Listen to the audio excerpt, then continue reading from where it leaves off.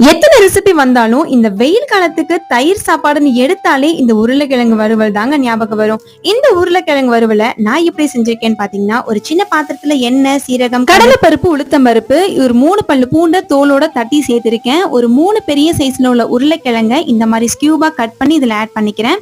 இப்போ இதுக்கு மசாலா, மஞ்சத்தூள், மிளகாத்தூள், கறி லீஃப் போட்டு நல்ல ஒரு 5 மினிட்ஸ்க்கு மூடி போட்டு வேக வச்சிருங்க.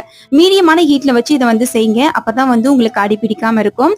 ஒரு 5 மினிட்ஸ்க்கு அப்புறமா இது கூட 1.5 டீஸ்பூன் அளவுக்கு கொத்தமல்லி தூள் தூவி இருக்கேன். இது கூட கொஞ்சமா தண்ணி தெளிச்சு இந்த மாதிரி நல்லா வேக வச்சுக்கிறேன். உங்களுக்கு தண்ணி தேவைப்படலைன்னா நீங்க எண்ணெயை நிறைய ஊத்தி கூட நீங்க செய்யலாம். அது இன்னுமே டேஸ்டா இருக்கும். அவ்வளவுதான், ஒரு 5 மினிட்ஸ்ல நமக்கு ஒரு சூப்பரான சைட் டிஷ் ரெடி ஆயிடுச்சு.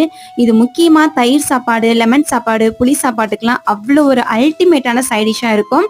கண்டிப்பா நீங்களும் வீட்ல ட்ரை பண்ணி பாருங்க. இந்த மாதிரி ரெகுலர் வீடியோஸ்க்கு மறக்காம சேனலை சப்ஸ்கிரைப் பண்ணி சப்போர்ட் பண்ணுங்க. நெக்ஸ்ட் ஒரு சூப்பரான வீடியோல பார்க்கலாம்.